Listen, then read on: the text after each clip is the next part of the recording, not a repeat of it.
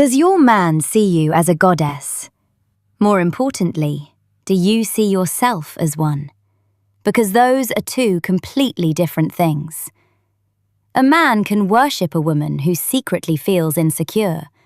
Why? Because there are two kinds of goddesses. The one your man calls a goddess, and the one who genuinely feels like one. And they are not always the same woman. In fact, sometimes they're complete opposites. Today we're diving into the neuroscience, psychology, feminine energy, and male perception behind the two kinds of goddesses every woman should understand. So which one are you? And more importantly, which one you want to become? Let's start with the goddess your man wants, because most women spend years trying to become her. You are beautiful, desirable, magnetic, but not a goddess. Why? See, when a man calls a woman his goddess, he's often not describing her at all. He's describing himself. Deep inside every man lives a simple question. Am I enough? Am I respected? Am I valuable? Am I the man I want to be? When a woman he admires chooses him, his brain instantly creates meaning. If a woman like you loves me, I must be worthy. If a woman like you desires me, I must be special. If a woman like you believes in me, maybe I really am the man I hope to become. You become the proof of his value. That's when men move mountains for a woman. That's why a man can worship a woman who secretly feels insecure, anxious, or disconnected from herself. His experience of her and her experience of herself can be completely different realities. Men, my dear ladies, perceive you only through the lens of how I feel about myself when I'm with her. That's how men's ego operates, period. Now let's talk about the second goddess, the one that matters more. The woman who feels like a goddess from the inside. Not because someone chose her, not because she won the attention of a man, not because the world approved of her. She feels it because she is no longer at war with herself. And that changes everything. Have you ever met a woman who wasn't trying to impress anyone, yet somehow everyone noticed her?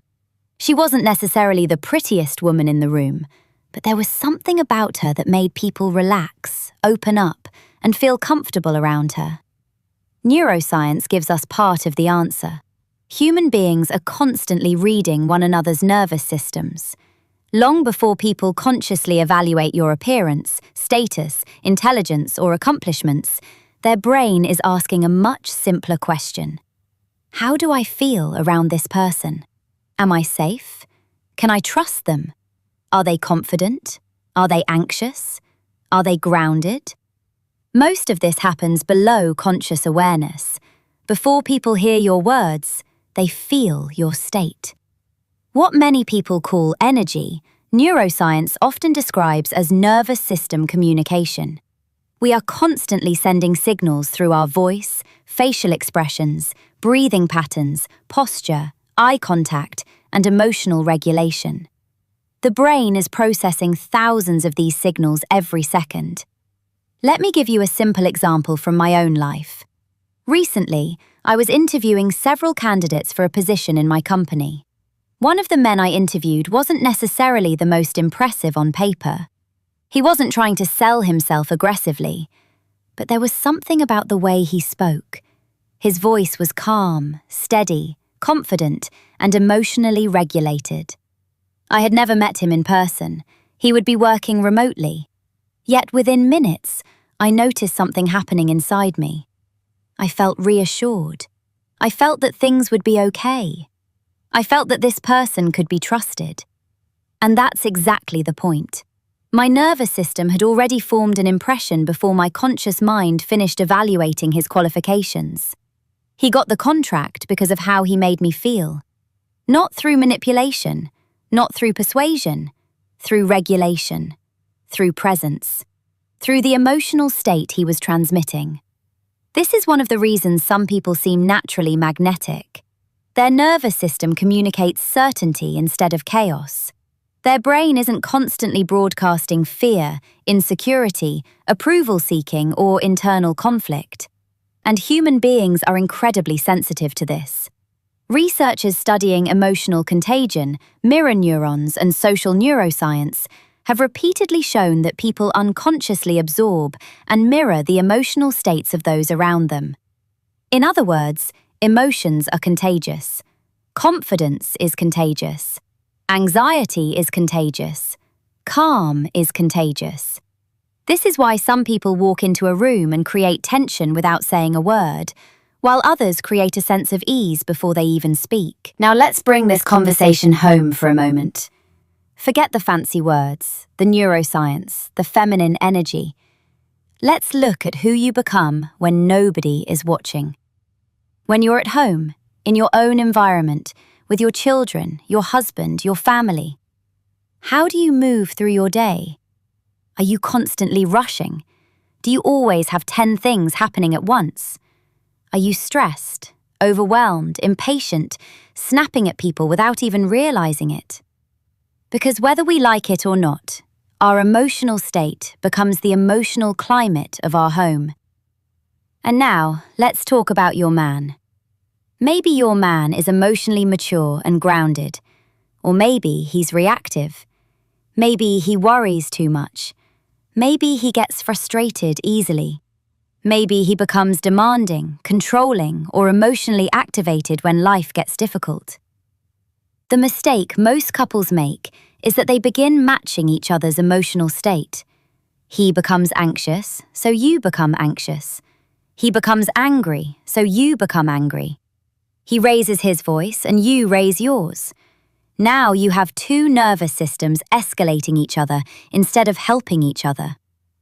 But here's something fascinating that social neuroscience has taught us.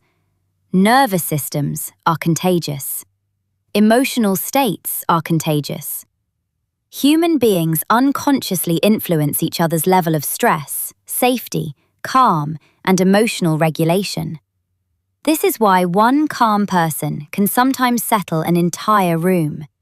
It's why one anxious person can make everyone feel uncomfortable without saying a word. Imagine your husband comes home frustrated. Everything is wrong. If your nervous system immediately joins his emotional storm, the storm grows larger. Instead of staying grounded, you immediately fire back. I told you so. You never listen. You're always wrong. This is exactly what I warned you about. What do you think happens next? Do you think the conversation becomes a solution, or does it become a battlefield? Because the moment two people start fighting for the right to be right, nobody wins. But if you remain grounded, if your voice stays calm, if your breathing stays steady, if you respond with certainty instead of panic, something different begins to happen. You might simply say, "Darling, let's slow down for a second. We'll figure this out, one step at a time." You're not dismissing him. You're not controlling him. You're not fixing him. You're offering emotional stability. And over time, something remarkable happens. The calmer nervous system often becomes the one that leads. Not always, not instantly, not every single time. But human beings naturally seek emotional safety. When one person remains centered while another is emotionally activated, the activated person often begins to unconsciously adjust to the calmer emotional rhythm. This is one of the most misunderstood forms of feminine power. It isn't about controlling a man. It isn't about manipulating a man. It isn't even about changing a man. It's about refusing to abandon your own peace every time someone else loses theirs. Because the woman who feels like a goddess is not the woman who never experiences stress. She's the woman who can experience chaos without becoming it. The woman who feels like a goddess has usually reached a point where her inner world is no longer dominated by comparison, self-judgment, and the constant need for validation. She is not spending all of her energy trying to become enough because she already believes she is. That creates something rare: abundance. Not abundance as money, beauty, status, or success, but abundance as an emotional state. She has enough trust in herself, enough self-respect, and enough inner stability that she can stop obsessing over what everyone thinks of her. The energy she once spent worrying about herself becomes available for something else: awareness. She becomes more intuitive, more observant, more attentive to what people actually need. One person needs encouragement, another needs honesty, another needs space, another needs belief. She doesn't force herself onto the world, she responds to it. This is why feminine energy has always been so difficult to define.